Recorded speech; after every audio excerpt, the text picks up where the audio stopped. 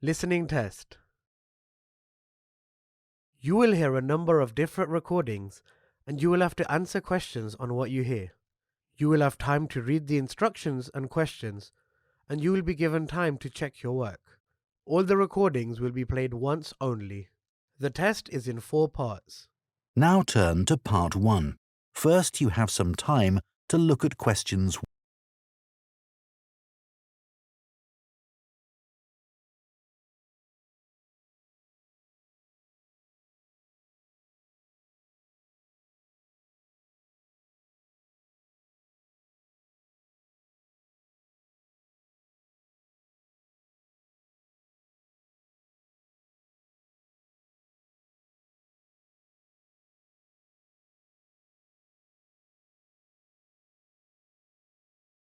Now listen carefully and answer questions.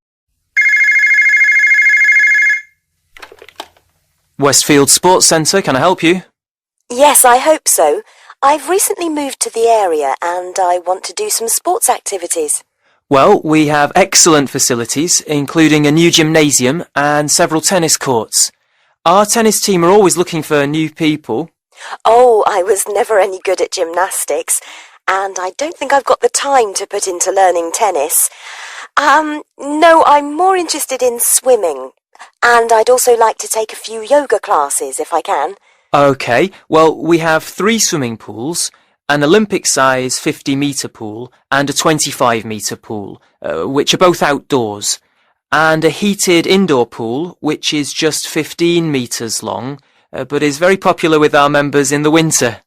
I bet it is. Do members have to pay to use the pools? Well, members don't pay for the pools if they just want to swim laps on their own. We even offer complimentary classes for beginners, but we do charge a small fee if you want to take part in the advanced training sessions. And there's also a fee for our water-based Keep Fit class. Right. And would I need to book any of the facilities, or can I just come whenever I want? We don't actually allow anyone to book the swimming lanes or the gym equipment, but for safety reasons, we can only have a maximum of 7 people in the sauna at any one time, so you do need to put your name on the list for that. Fine. Now, I'd also really like to take a yoga class. Do you have any?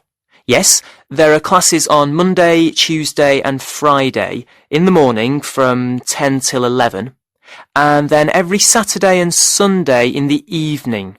Those classes are a bit longer, starting at 6 and finishing at 7:30.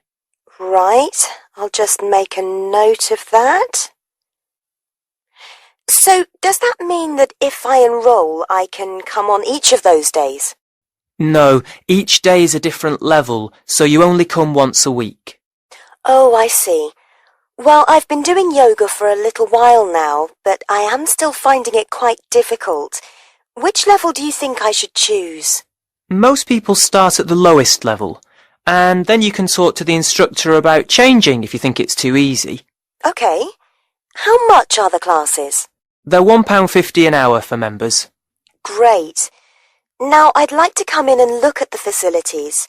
Would someone be able to show me around? Yes, no problem. Who should I ask for? Ask for me. My name is John Doherty. That's Doherty. And should I just ask for you at the reception? Actually, my office is on a different level. Take the lift up to level 1 and you'll see my name on the door right in front of you. Great. I'd like to come tomorrow, if that's okay. What time suits you? Well, I have appointments from 9 to 10:30, so could you make it 11? I'm sure that will be fine.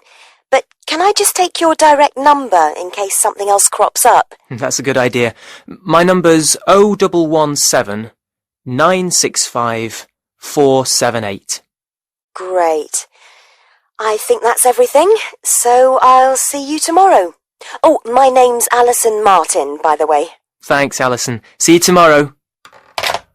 That is the end of part 1. You now have 30 seconds to check your answers to part 1.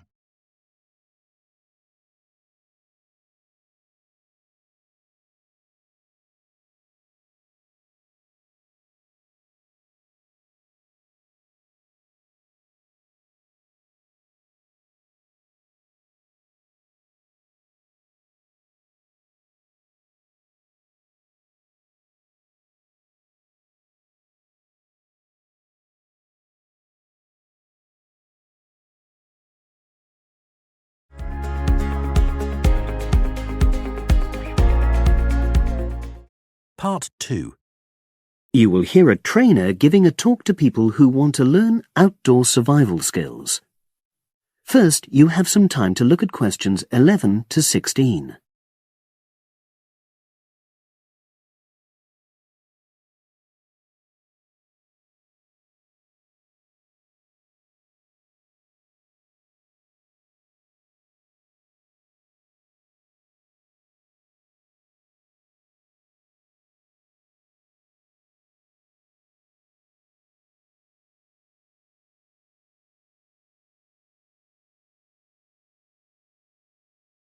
Now listen and answer questions 11 to 16.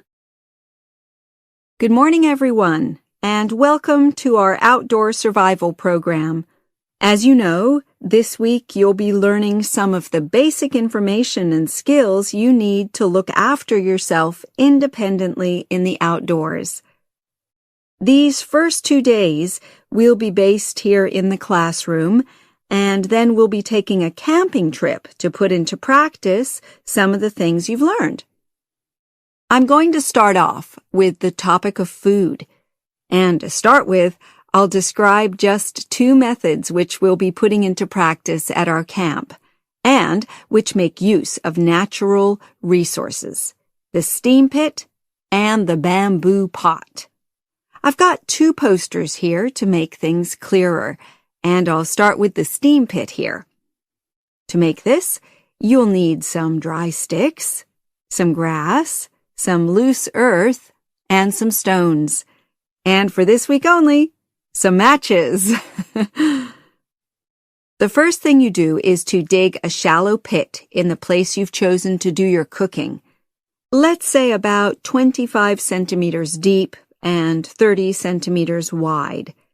Your sticks have to be a bit wider than the pit because you have to put a line of them along the top from one end of the pit to the other. Before setting light to these, you take some large stones and arrange them on top.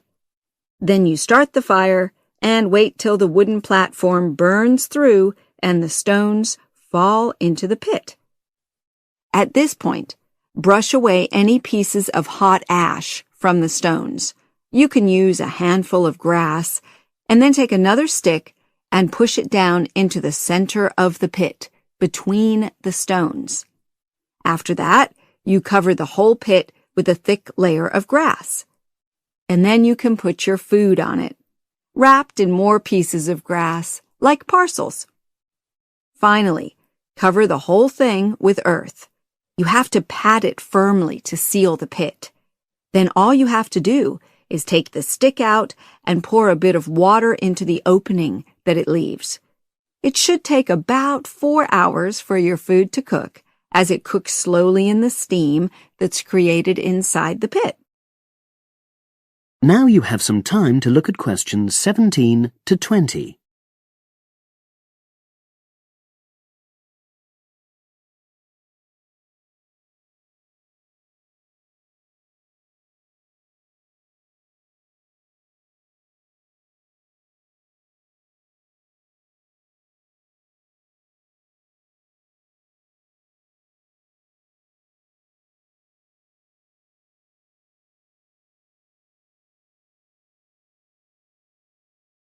Now listen and answer questions 17 to 20. So, simple but effective. The other method you're going to practice this week is the bamboo oven. Now, the steam pit is ideal in certain conditions because the heat is below ground level. For example, if there's a strong wind and you're afraid a fire might spread. But when it's safe to have an open fire, you can use the bamboo oven method.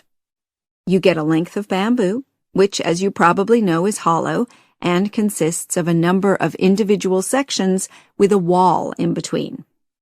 You use a sharp stick to make a hole in each of the dividing walls apart from the end one.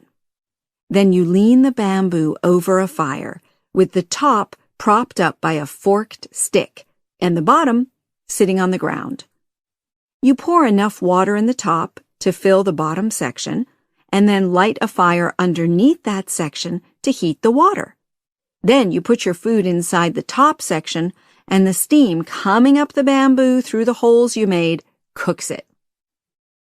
I'm going to move on now to food itself and talk about some of the wild plants you might cook. I'm going to begin with fungi. That's mushrooms and toadstools. I'm sure you'll be aware that some of these are edible and they're delicious, but some of them are highly poisonous. Now, whether they're poisonous or not, all fungi that you find in the wild should be cooked before eating, because that helps to destroy any compounds in them that might be mildly toxic. But be aware that any amount of cooking won't make poisonous varieties any safer to eat. Unless you can definitely identify a fungus, you should never eat it. It's not worth the risk.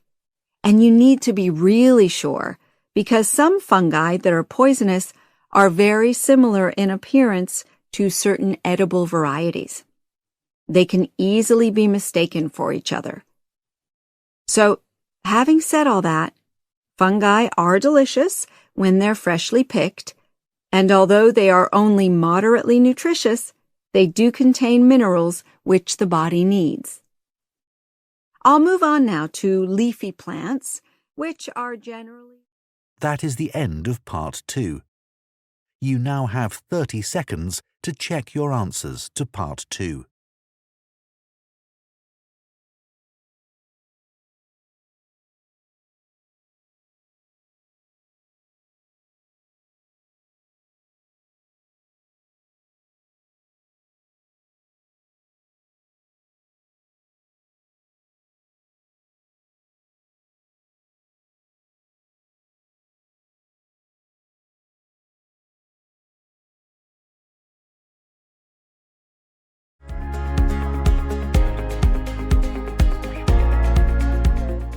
Part 3.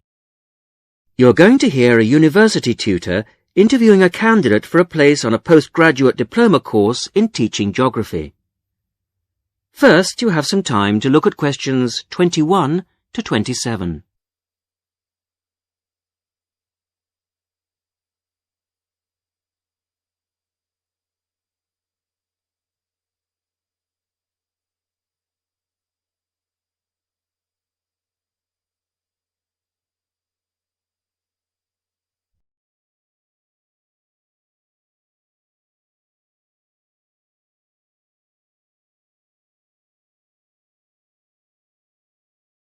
Now listen carefully to the first part of the interview and answer questions 21 to 27.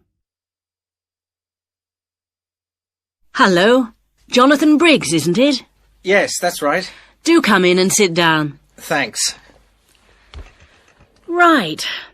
Well, Jonathan, as we explained in your letter, in this part of the interview, we like to talk through your application form, your experience to date, etc. And then in the second part, you go for a group interview. Group interview. Yes, I understand. So, your first degree was in economics? Yes, but I also did politics as a major strand. And you graduated in 1989. And I see you've been doing some teaching. Yes, I worked as a volunteer teacher in West Africa. I was there for almost 3 years in total, from 1990 to 1992. How interesting. What organisation was that with? It's not one of the major ones. It's called Teach South. Oh, right. Yes, I have heard of it. It operates in several African countries, doesn't it? And what kind of school was it? A rural cooperative. Oh, a rural cooperative. How interesting. And what did you teach? A variety of things in different years. I did, with forms 1 to 3, mainly geography, and some English with form 5. Then, in my final year, I took on some agricultural science with the top year. That's form 6. Right. Quite a variety, then. I also ran the school farm. How interesting. Before the interview continues, you have some time to look at questions 28 to 30.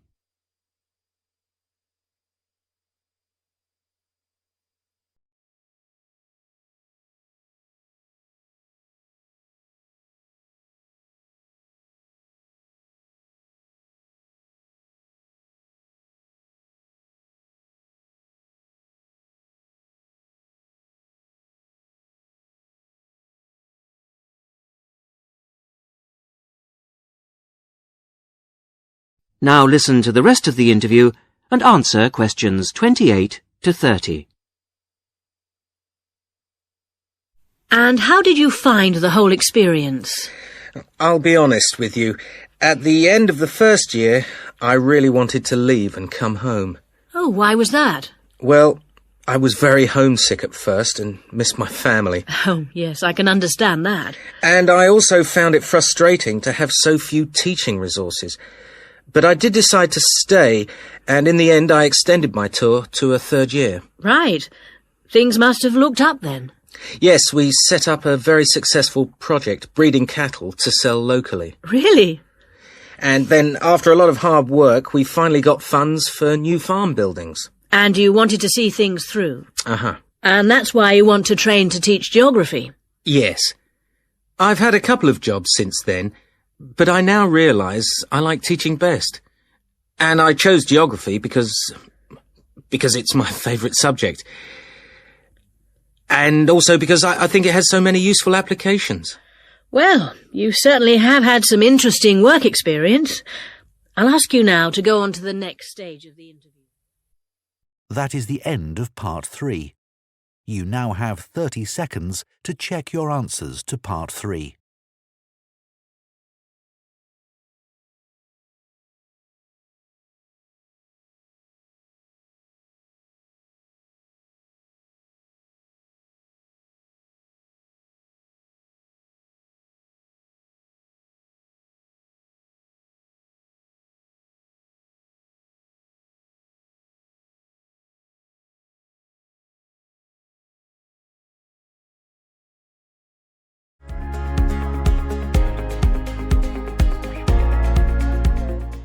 Part 4. You will hear a presentation by a student about a website she has designed for a supermarket. First, you have some time to look at questions 31 to 40.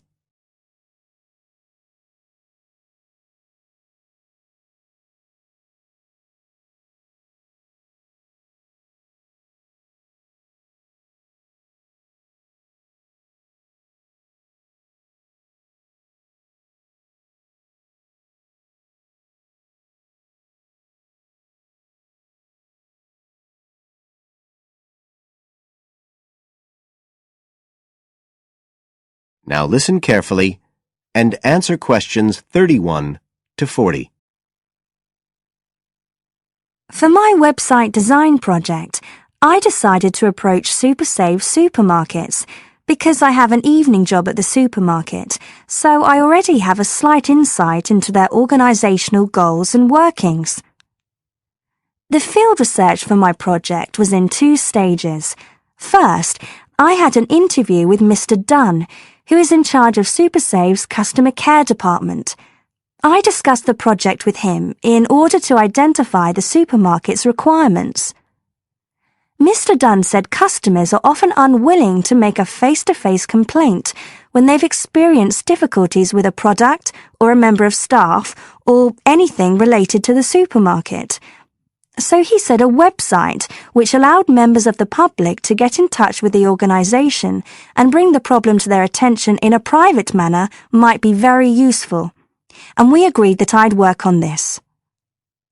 For the second stage of my research, I devised a questionnaire to put to SuperSave customers.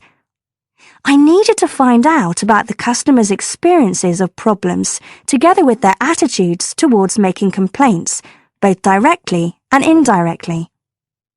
I used a mixture of closed questions, such as, have you ever experienced a problem at any SuperSave store? And open questions, such as, what would you find helpful about a customer complaint website? I decided to do interviews rather than rely on distribution of the questionnaire, as I felt this was likely to lead to a higher take-up rate. I visited 4 SuperSave stores, 2 in the city centre and 2 in the outskirts, and altogether I interviewed 101 respondents. Then finally, I analysed the results.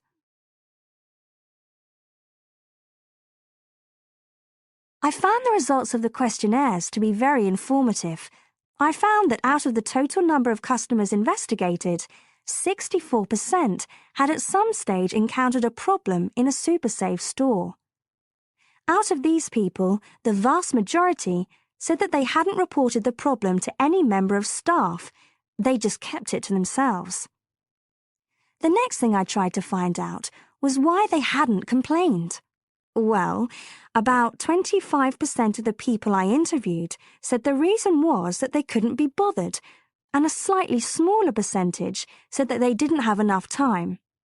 But 55% said the reason was that they felt intimidated.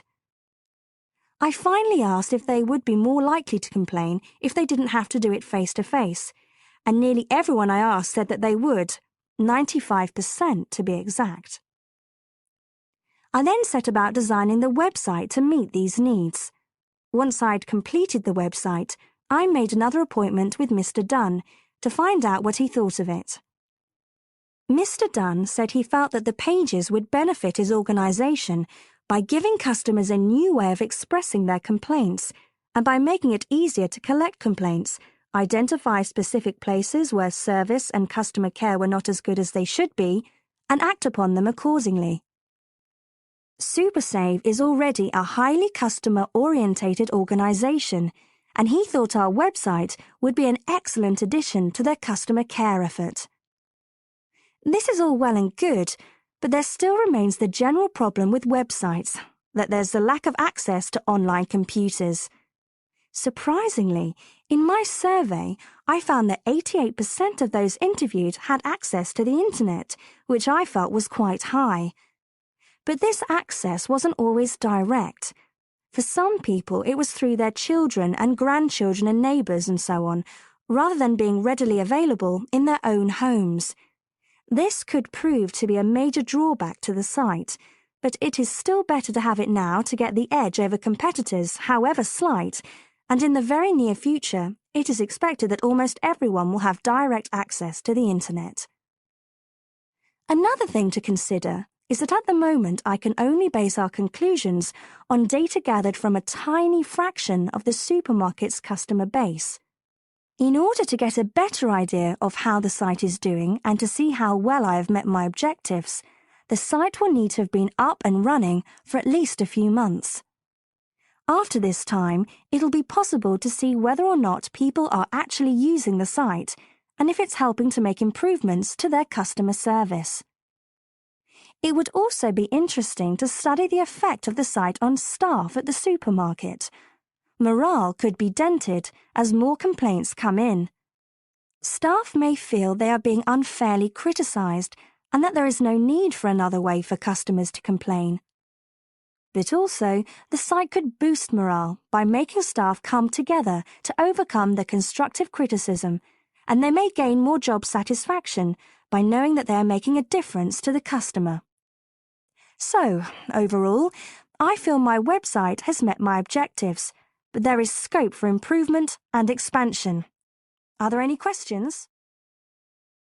That is the end of Part 4. You now have 30 seconds to check your answers to Part 4.